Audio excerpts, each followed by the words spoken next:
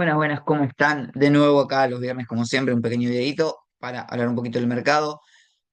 Detalles a tener en cuenta. eh, bueno, aparentemente Caputo habló, mencionó que el acuerdo con el FMI incluye unos 20.000 millones de dólares. Esto sería ayudaría mucho a las reservas del Banco Central. Veremos cómo llegan esos 20.000 millones de dólares, si hay algo en particular que pide el fondo o lo que fuera. Bueno, eso para tener en cuenta. Vamos a empezar con el mercado local, pero además, para no dejar de lado nada, también hubo licitaciones de distintos activos y vamos a repasarlos. Acá lo tenemos, la verdad que no es muy cómoda la vista de argentina.gov.ar y los resultados sobre la licitación, pero la vamos a utilizar de todas maneras, ¿sí?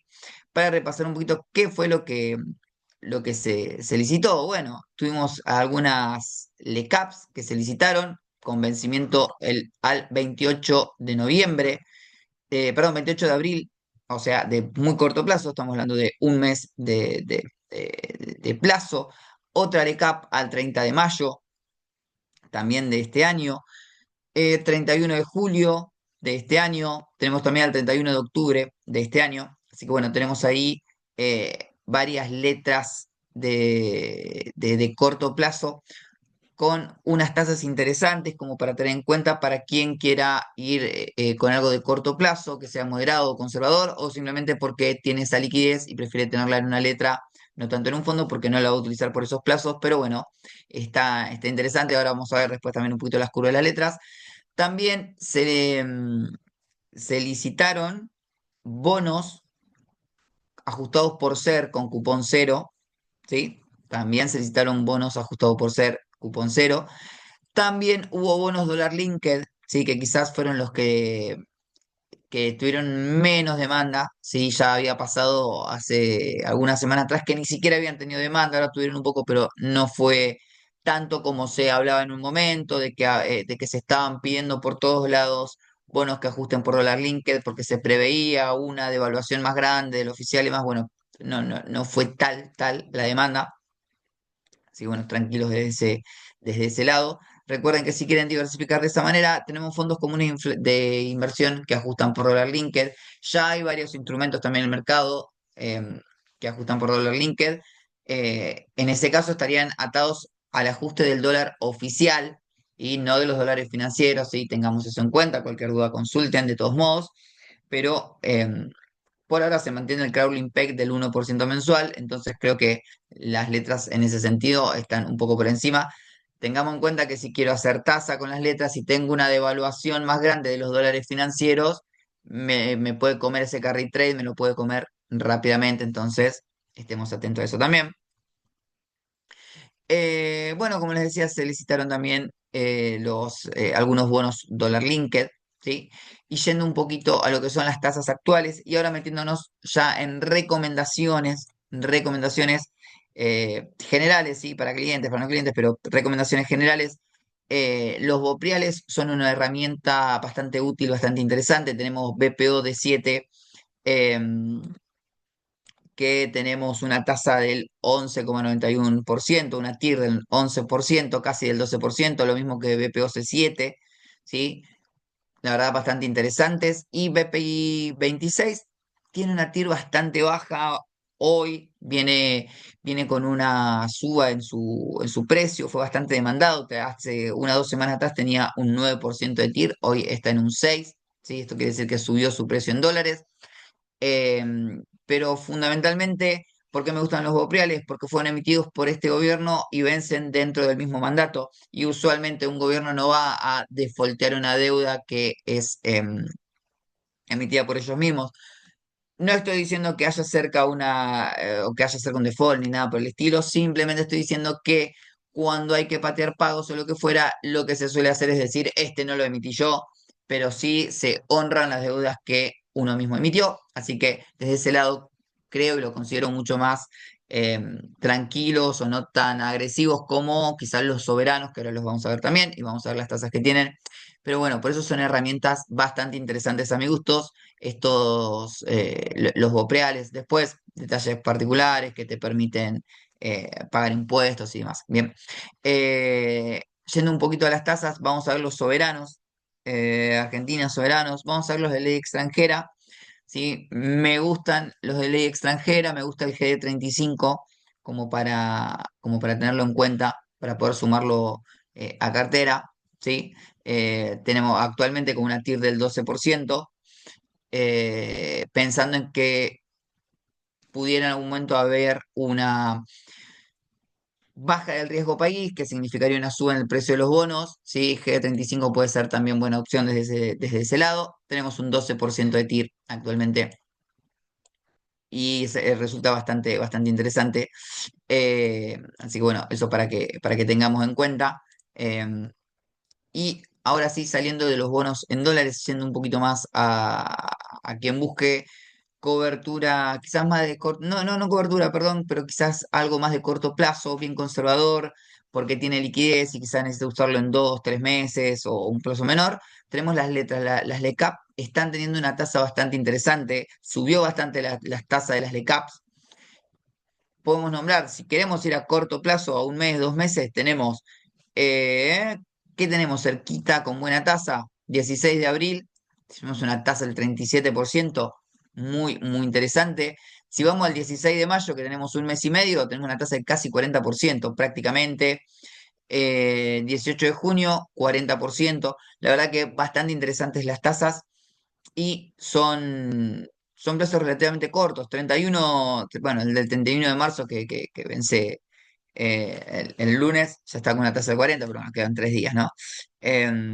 Tenemos 31 de octubre del 2025, 44%, una tasa bastante más alta, y además ya te la estás asegurando de acá hasta esta fecha.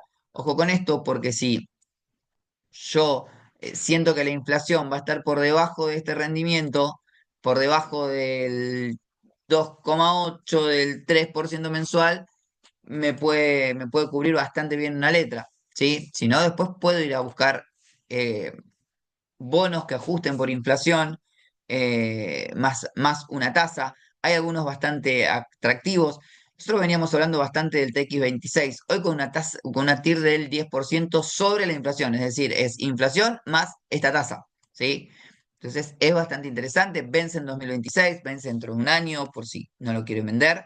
La verdad que es algo que los cubriría bastante bien de la inflación, así que bueno, podemos tenerlo en cuenta. Esto con lo que es renta fija, ¿sí? Siempre, a mí me gusta mucho diversificar, los clientes que tienen ya la cartera y que la he enviado a principio de año, vieron que teníamos por un lado renta variable, teníamos renta fija y dentro de renta fija teníamos algunos para cubrirnos eh, de la inflación, otros para hacer tasa y otro porcentaje relacionado al dólar para cubrirnos en caso de devaluación, además de ir cobrando también las rentas y amortizaciones correspondientes. Pero bueno, la idea es siempre estar diversificado en distintos instrumentos para evitar situaciones que nos puedan llevar a perder de más. ¿Sí? Recuerden, Warren Buffett decía que la primera regla de la bolsa es no perder dinero y la segunda es no olvidar la primera. Y esto es muy importante, ¿sí? Recuerden mucho su perfil de inversor. No me meto en renta variable si voy a utilizar dinero que no puedo perder o dinero que necesito. Utilizo renta variable si voy pensando en largo plazo. Compremos empresas que le vaya bien en el largo plazo. ¿Puedo hacer operaciones de corto, mediano, algún trade? Sí, pero que no ocupe mucho de mi cartera y que sea dinero que si tengo que salir porque me rompe el stop loss, no pasa nada, ¿sí? No me afecta en nada. Tengamos eso en cuenta, ¿sí?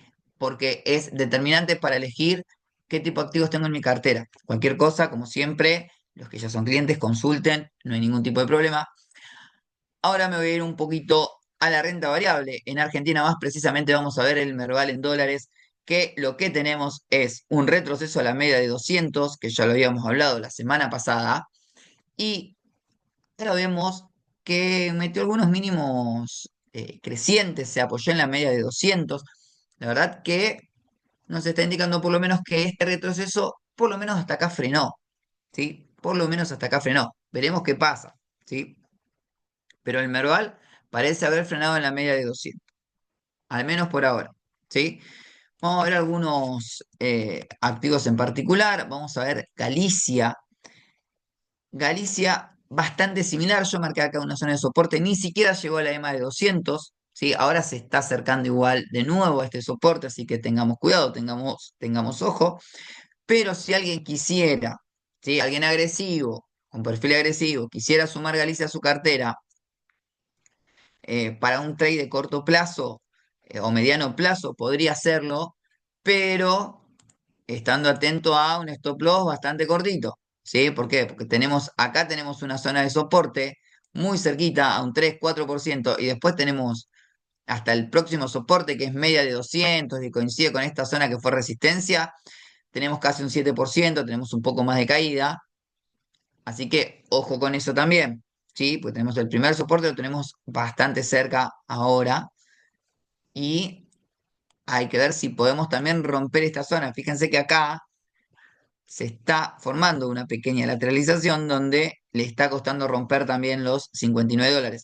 Pero de romper los $59, la verdad que podría retomar el alza e ir a buscar de nuevo los máximos. Así que atentos con esto con Galicia. Perfil muy agresivo puede sumar, perfil no tan agresivo, moderado, podría esperar. Si ya la tengo en cartera, la sigo manteniendo. Podría tomar ganancia y por ahí podría pensar que si me rompe la media 200 hacia abajo, podría tomar ganancia si ya la vengo teniendo hace quizás más de un año, donde la fuimos recomendando, donde tuvo la suba eh, de la cual gozamos ahora, ¿no? Así que bueno, eso por un lado. Con Galicia vemos YPF. YPF la habíamos recomendado hace 2 semanas para el perfil más agresivo en estos mismos videos, cuando estaba tocando la media de 200, y desde ese momento a la fecha su- llegó a tener una suba de un 21%, ahora está a un 15%. El que quiera tomar ganancia de ese trade cortito lo puede hacer, 15% en dólares en 2 semanas. Linda operación, pero siempre, como hablamos, un perfil agresivo porque teníamos la media de 200 muy cerquita y teníamos bastante recorrido hasta el siguiente soporte, así que fue pensado para un perfil bastante agresivo en ese sentido. Ahora, ¿qué es lo que vemos? Ojo acá, porque dejó una vela entre doji, alguno le va a decir martillo invertido, pero para mí es más doji, donde muestra eh, que no está convencido el mercado sobre qué hacer, y la siguiente vela fue roja, si fue la vela de hoy, hoy está a la baja, YPF. Entonces, de indecisión pasamos a una vela roja. Vamos a ir viendo qué pasa en el corto plazo, ¿sí? Pero bueno, nosotros lo habíamos dicho hace 2 viernes atrás, lo habíamos mencionado por esta zona. Así que bueno, por lo pronto la tenemos ahí a YPF. Bien, podemos ver Pampa como otra de las más importantes de nuestro país, que estamos en una situación muy similar a YPF, en realidad incluso te diría muy similar a Galicia, ¿sí? Porque ni siquiera llegamos acá a la media de 200. No sé si está en un buen timing técnico ahora, estamos cerca de estos máximos, tenemos los soportes, los tenemos bastante lejitos, así que bueno, yo esperaría todavía a ver qué es lo que hace Pampa. Em, pero bueno, no quería dejar de nombrarla. Si vemos, la mayoría de los ADR van a estar similares. Vamos a poner Banco Macro, ¿sí? Van a ver que guarda bastante similitud. En este caso, ¿qué vemos de Banco Macro? Vemos un apoyo en la EMA de 200 y una zona de soporte que fue formando. Muy, muy jugado Banco Macro en esta zona, porque tranquilamente podría romper hacia abajo y seguir el retroceso.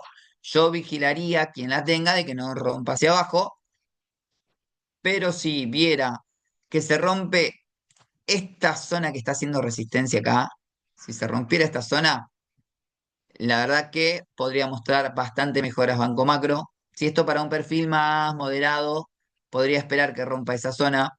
Para un perfil agresivo, podría tomar acá posición donde está apoyándose en la media de 200.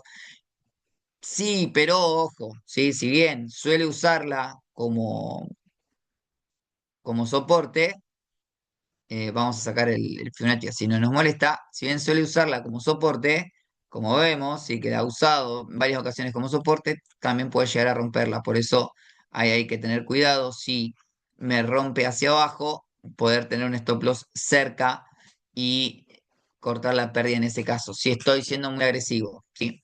Si no, esperar que rompa máximos, estos máximos, ¿sí? Lo de los $85 que están en esta zona, para así poder avanzar. Bien, esto con lo que tiene que ver con el mercado argentino. Pasamos al mercado de Estados Unidos, el más grande del mundo. Bueno, Trump salió a hablar y a decir que va a poner aranceles prácticamente a todo lo que venga de afuera y incluyó a los autos importados.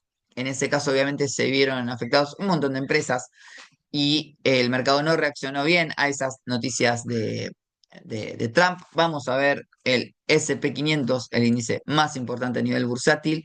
Atención con el S&P 500 que rompió EMA de 200, la volvió a testear y no la pudo sostener y se puso por debajo.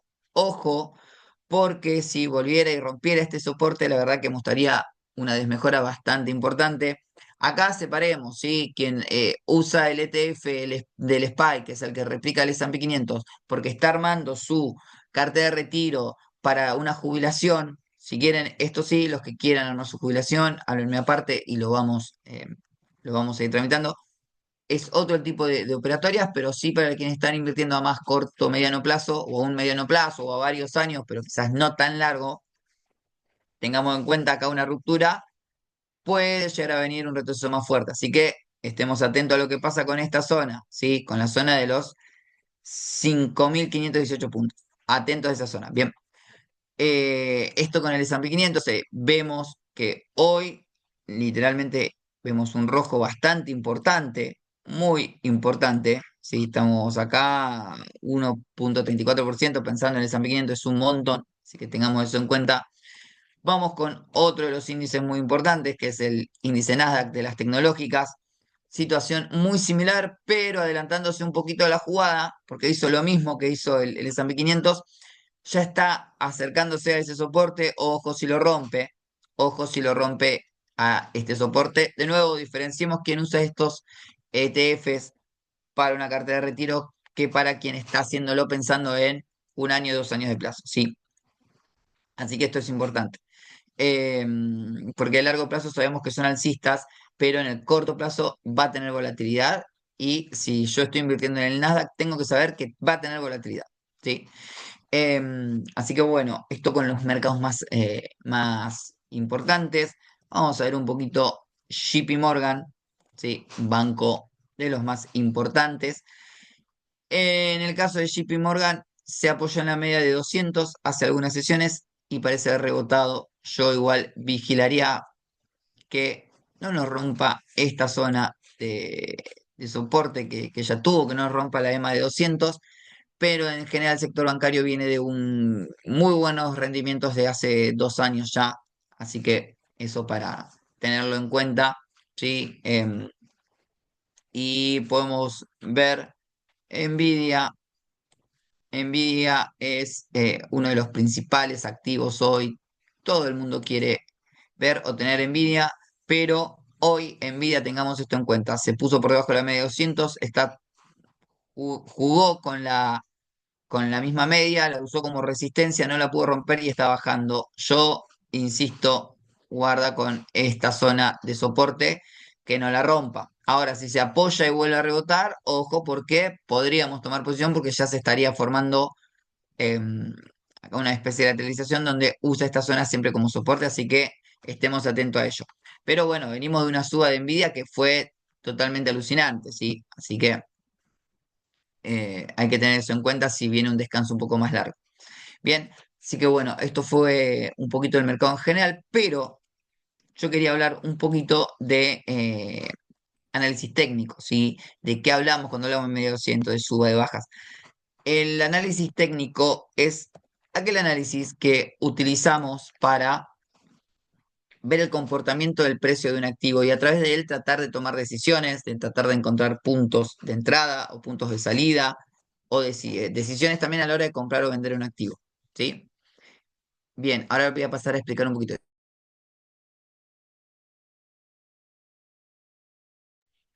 Bien, les comento. El análisis técnico básicamente tiene varios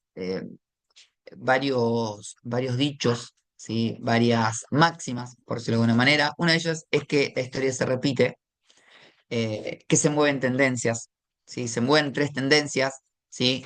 En una tendencia alcista, que es cuando los máximos que va haciendo son crecientes. Si vemos acá un máximo en 458, vemos otro máximo en 521, vemos otro máximo en 563, vemos otro máximo, bueno, así sucesivamente.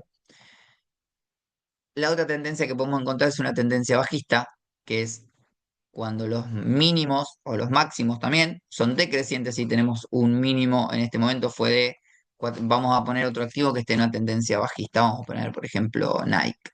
Eh, esperen que no puse el de Nike de Estados Unidos, sí. Vemos que los máximos son bastante decrecientes. Me voy a correr acá arriba, si veo, tenemos $178, después pasamos a tener máximo en 129, después en 123, después acá en 98, en 90, en 80, ¿sí? Son mínimos y máximos decrecientes.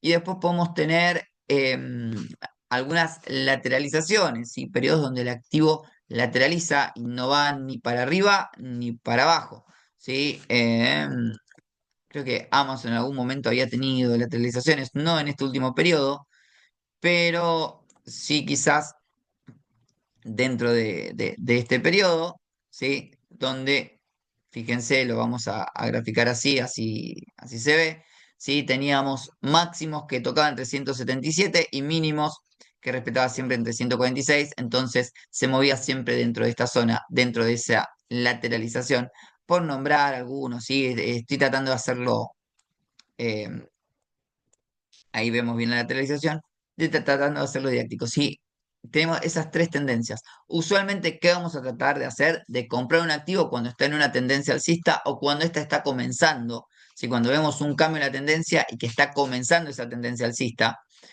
y vamos a tratar de vender, ¿sí? Por ejemplo, en este caso nosotros veníamos, vamos a pensarlo así con Amazon, ¿sí? Amazon vino una tendencia bajista, cambió la tendencia en este momento, ¿sí? Y compramos Amazon por esta zona, acá por mayo del 2023, la tuvimos todo este tiempo, y si ahora, por ejemplo, rompiera esta zona acá abajo y comenzaría una nueva tendencia bajista, vendería y tomaría la ganancia que tuve en todo ese tiempo, ¿sí? Básicamente acá viene la pregunta de, che, Silvio, ¿cómo identifico qué tendencia tiene un activo? Si es al alza, si es a la baja, eh, cómo identifico cuando van a cambiar las tendencias. Bueno, básicamente cuando empezamos a ver que hay máximos crecientes, mínimos crecientes, es porque estamos entrando en una tendencia alcista, ¿sí? Y otra herramienta que tenemos es la EMA de 200, que es esta media que vemos acá a continuación, azul, esta línea, ¿sí? Me permite a mí saber si un activo está en una tendencia alcista o bajista. Básicamente lo que hace esta línea es mostrarte el promedio del precio de las últimas 200 sesiones. Cuando está por encima hablamos de un activo que está alcista y cuando se mete por debajo es un activo que está bajista, ¿sí? Vemos un indicador rapidito. Em, y lo que vamos a ver también es que ella la suele usar como soporte y resistencia. ¿Qué son soporte y resistencia? Zonas donde el precio toca y vuelve hacia la dirección que venía, ¿sí? Por ejemplo, acá el precio venía, vamos a hacerlo así se ve, ¿sí? El precio venía subiendo, llegó a esta zona, retrocedió, volvió a llegar a esta zona y volvió a retroceder. Esta es una zona de resistencia, ¿sí? Porque tuvo por lo menos dos toques que no pudo romper y se mantuvo en esa zona. Fíjense que volvió a tener otro tercer toque que no pudo romper hasta que después volvió a romper. Y fíjense que hizo un toque acá arriba, volvió a hacer otro toque ahí arriba, tocó dos veces y no pudo romper. Y ahí empezó a bajar, se puso por debajo de la media de 200 y empezó a caer, empezó a caer. Incluso acá parecía que había hecho una zona de soporte, que sería lo contrario, que sería que cae un poco el precio, vuelve a subir, vuelve a caer hasta la misma zona y vuelve a subir. Bueno, después lo terminó rompiendo ese soporte, ¿sí? Pero bueno, son las zonas que tenemos que vigilar, soportes y resistencias. Mucho de esto lo vamos a ver con quienes estén mañana en la reunión con clientes, lo vamos a ver, ¿sí? Vamos a explicar un poquito de análisis técnico, quiero ir metiéndome de a poco en estas cuestiones. Bueno, dicho esto, los dejo hasta acá el encuentro de hoy. Un abrazo grande.